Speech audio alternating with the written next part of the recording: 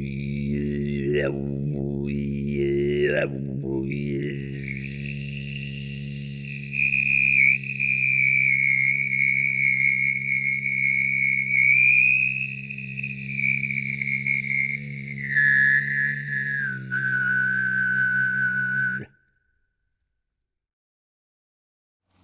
just experienced an excerpt of the 7 entries from a diary of a sound poet by Alex Nowitz.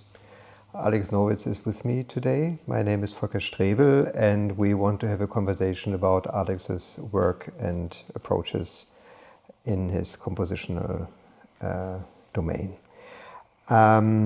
This first entry focuses on different whistling sounds in different dynamics, and you are the composer as well as the performer in this piece. And I would like to ask you first how these different roles interact in your artistic practice.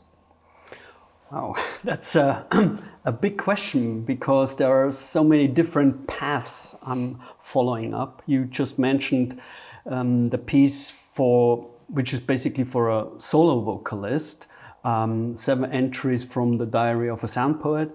There I focus on the possibilities, on the potential of my own voice, and explore all the possibilities that may lay in this vocal apparatus.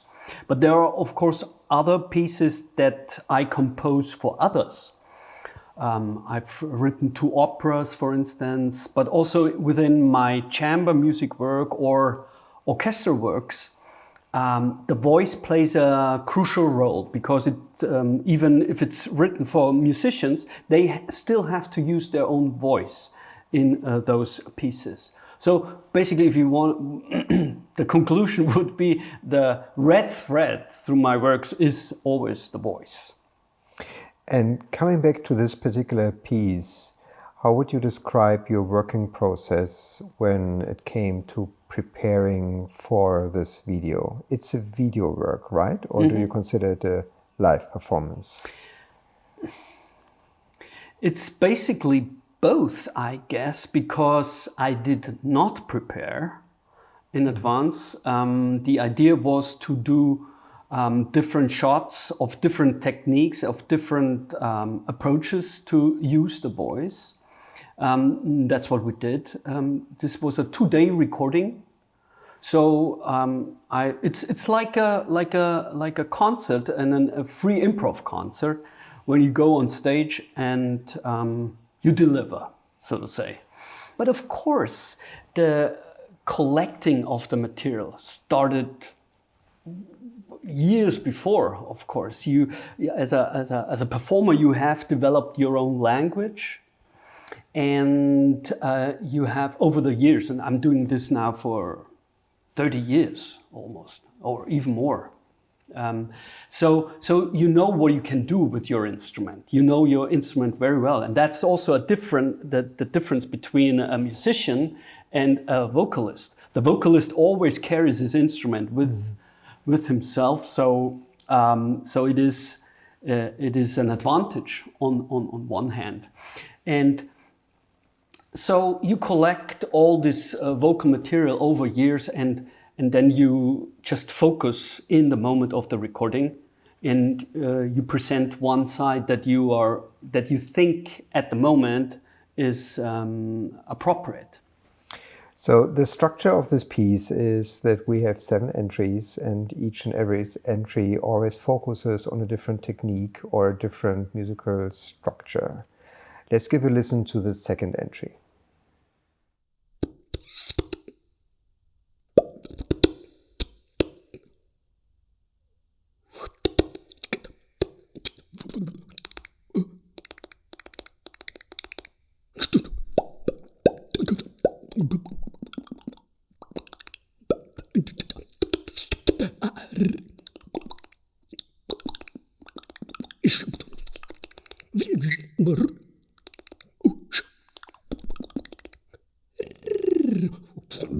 The second entry of the 7 entries from a diary of a sound poet focuses on mouth tool sounds.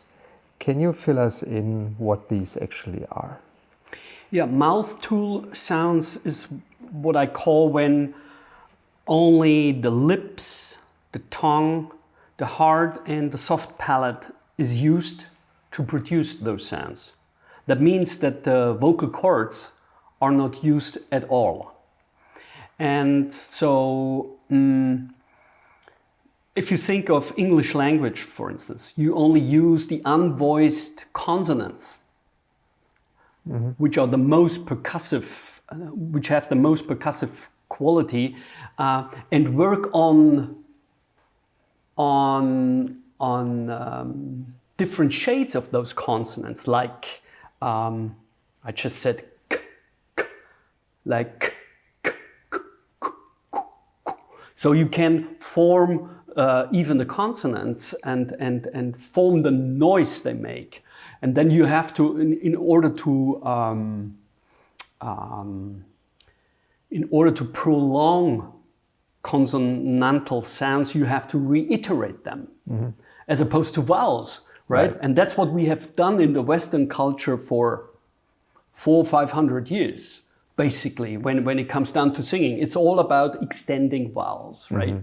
That was the focus on, and we know all about that. But we do know very little when it comes down to work with the consonantal material, and of course, the sounds produced with the mouth tool, with the mouth parts, they are very special and they are very individual, even.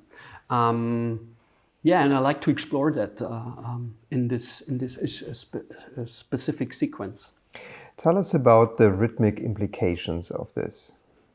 With vowels, you can have extended durations, but with these more explosive sounds of consonants, the whole play towards time and duration changes. How do you react to this reality in this piece? It is indeed something I'm very interested in, to look into microsounds on the one hand, but also into microrhythmics and the fast change of those after each other. So this is something I'm very much inspired by live electronics, using live electronics, because in this aesthetics of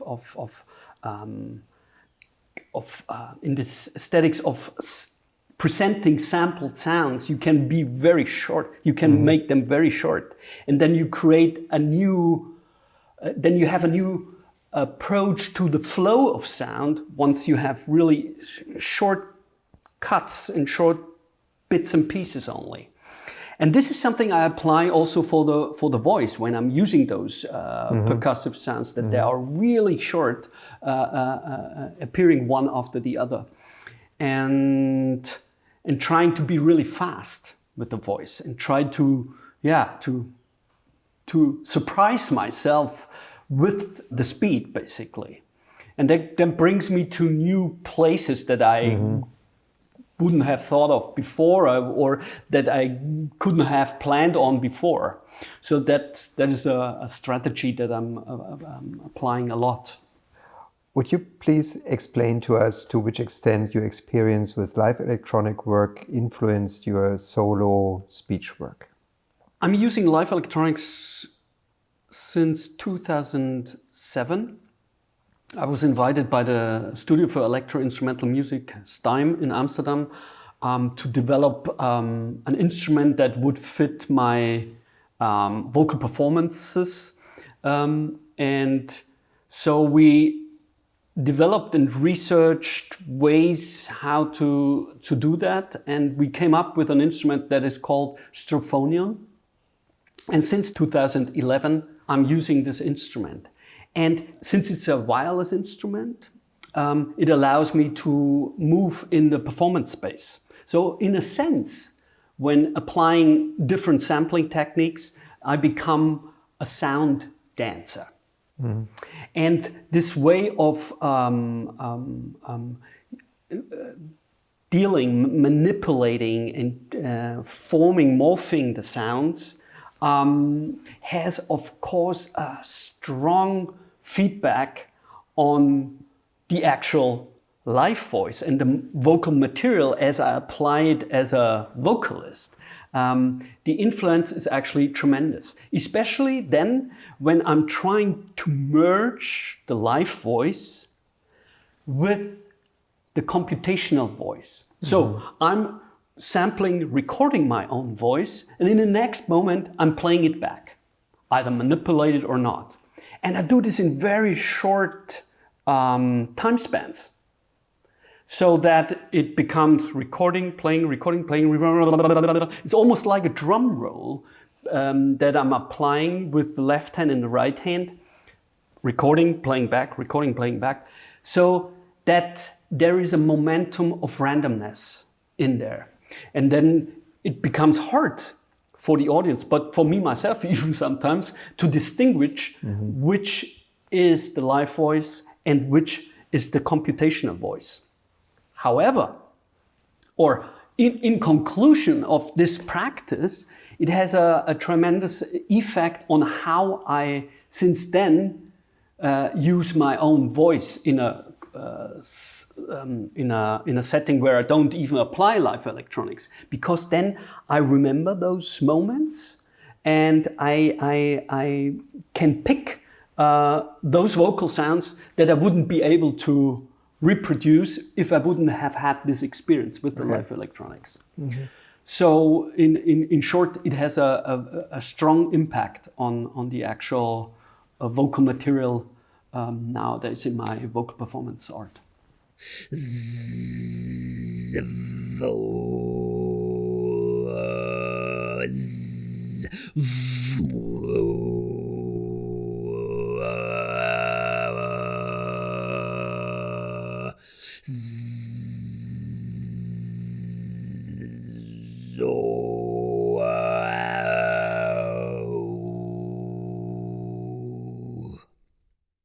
The excerpt that we just experienced focuses on low tone singing. And I wonder, this is a technique that's not common in Western vocal techniques. I'm wondering where this technique comes from, how you learned about it, and what it means for you to use this technique in your experimental work. Well, as a vocalist who is not only interested in the Western singing styles, I always look out for other vocal techniques. And so I came across with the Kargira technique, which is Mongolian for this specific way of producing low tone sounds. It's a throat singing technique. And the most important thing for me, though, is still to listen to those sounds and to get really into it. So I have a little collection at home that I'm listening to.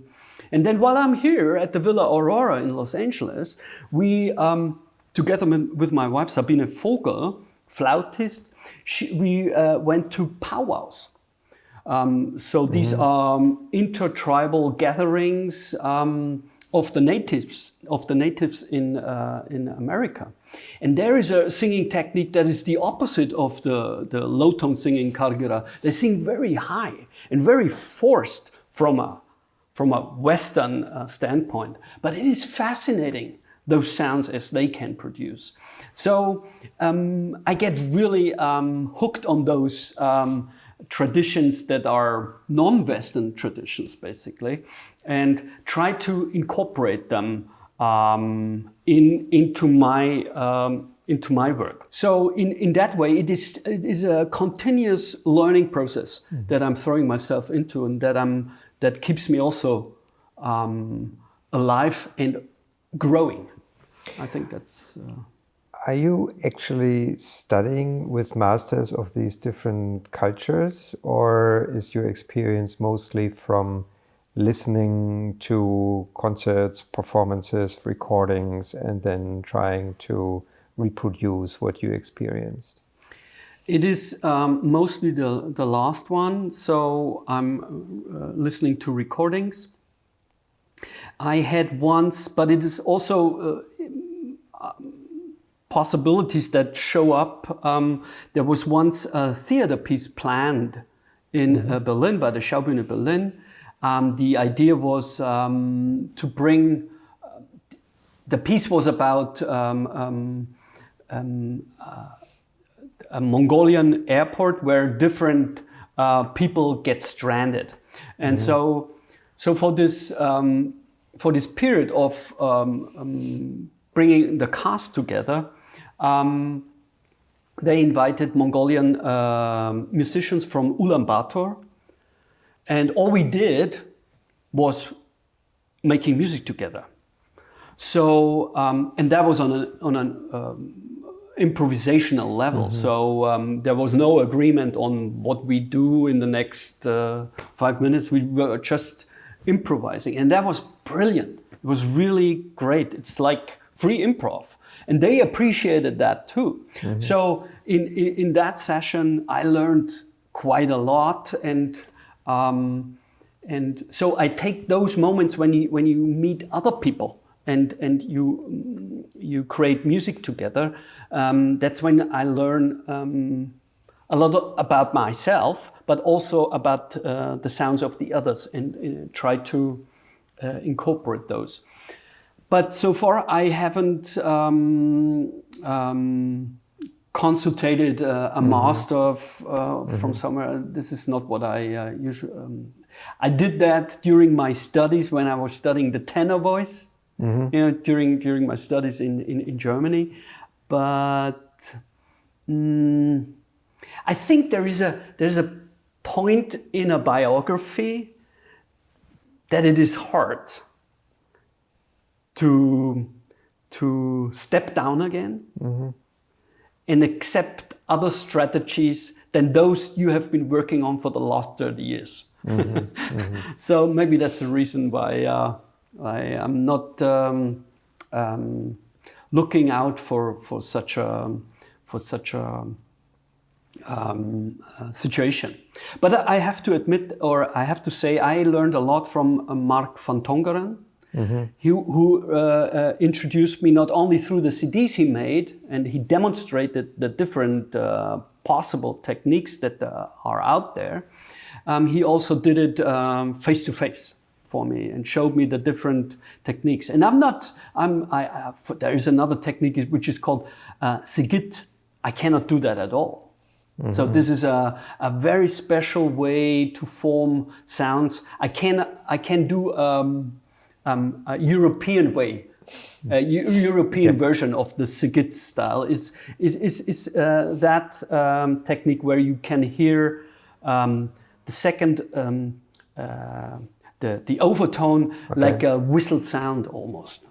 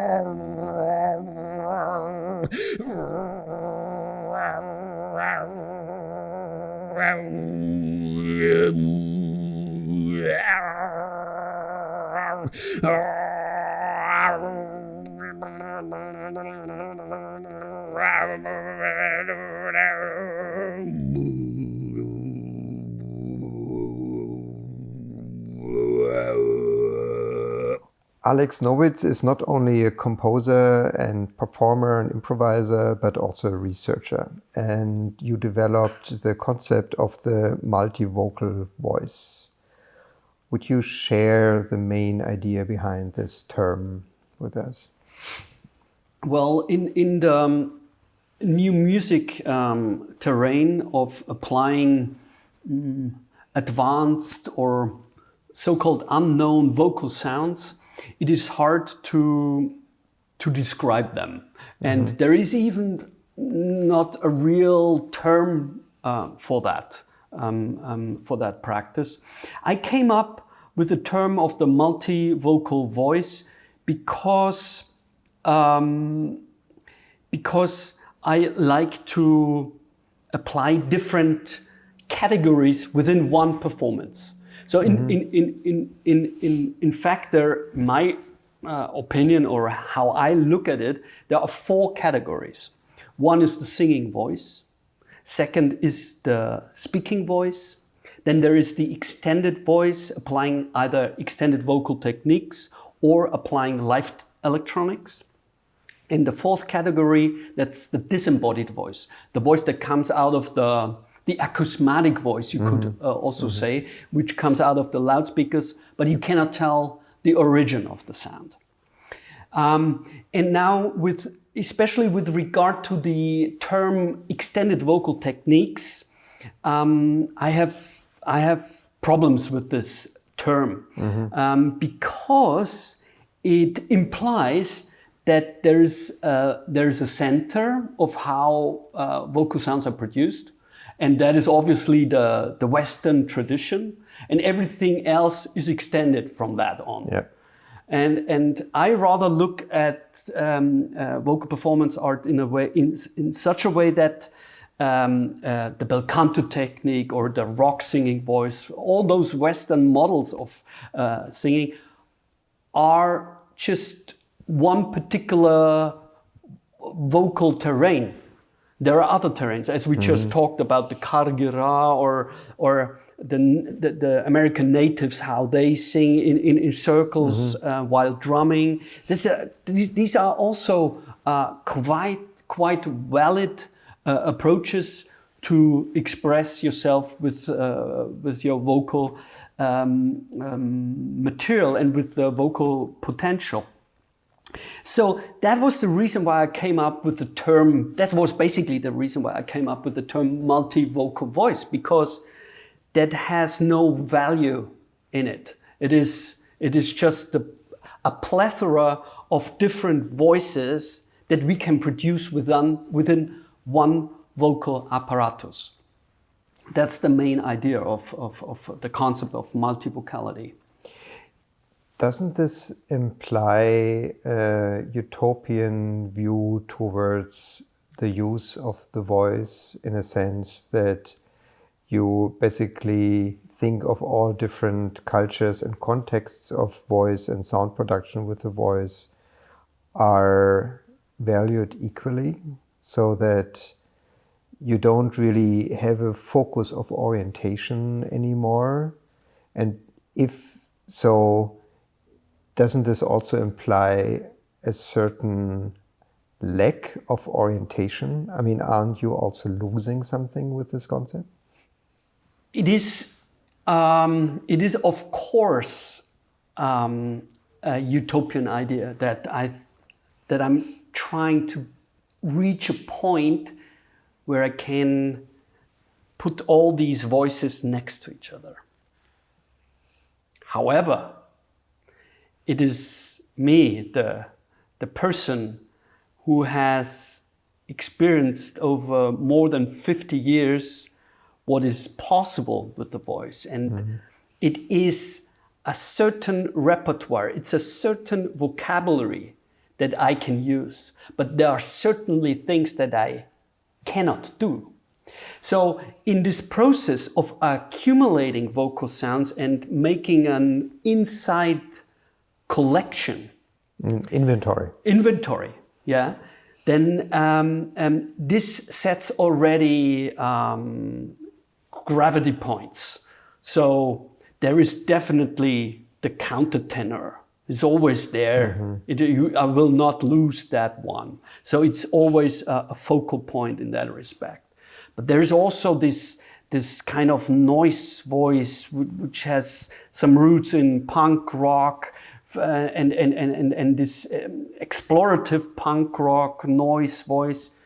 So there is another focal point. Then that goes over to Kargira, which is a Mongolian, we talked about that, the throat tone singing or low tone singing, which there are blends into that area. And then there's the whistling technique. So it's more up here because it is in the range of the piccolo flute. It's very high and piercing sounds. So that is always there too.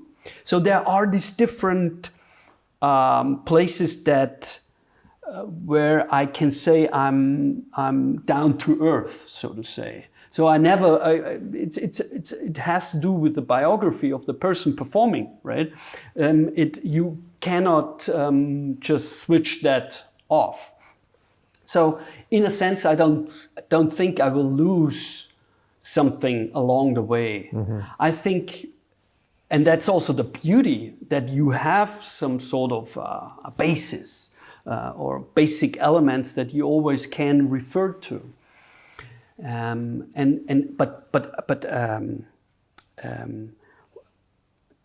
The nice thing is also to start from that basis and then go outwards and go to other places and explore other territories and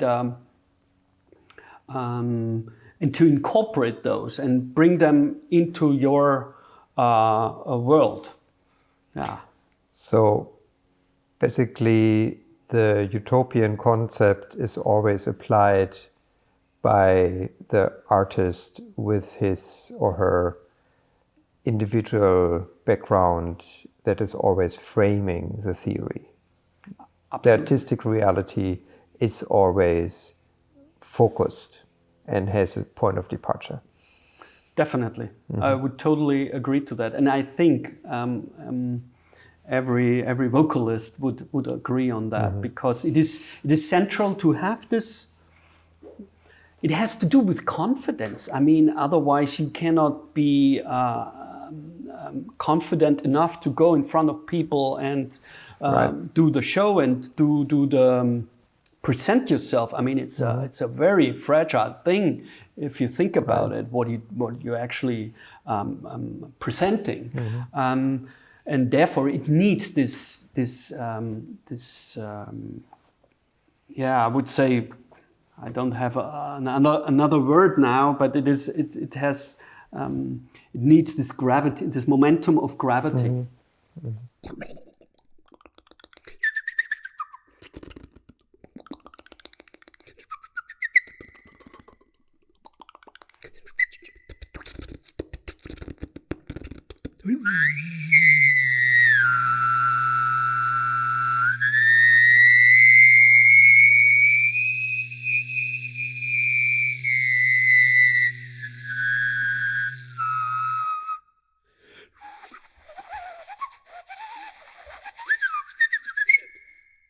The sixth entry from the Diary of a Sound Poet is focused on bird call-like whistling sounds. And you did another piece earlier than that is actually addressing bird sounds in nature. Mm-hmm. Can you tell us more about the Search of the Magpie? Searching the Magpie is a recording we did in the Australian bush, 40 minutes away from Melbourne. The recording was done by Sabine Volker. We went out in the bush, and there were a tribe of magpies in this bush, and they were very prominent. There weren't many other birds in this environment, but the magpies, they were very active. So I went into the bush and I started whistling. And all of a sudden, the magpies got silent because there is a sound they are not familiar with. So it got even to a point where it became a bit spooky. It was that silent that, it was kind of a haunting atmosphere all of a sudden. In fact, they stopped not only using the bird calls, they were checking me out. One after each other was flying above me and checking me out. What is this guy doing here? So unfortunately, at that time, we didn't have a recording gear with us. So I said to Sabine, let's go into the bush tomorrow and let's see what happens tomorrow. Mm-hmm. And the next day, when we did the recording you were talking about, there were no magpies there. They weren't just there. So there weren't many. So that's why there weren't any, in fact. So that's the reason why I called it Searching for the Magpie. So in this sequence, I'm whistling and calling out for other birds. And in distance, you can eventually hear another bird. I haven't figured yet what bird that is, but it was definitely not a magpie. That's for sure. Thank you for this conversation, and let's listen to your attempt to search for the magpie.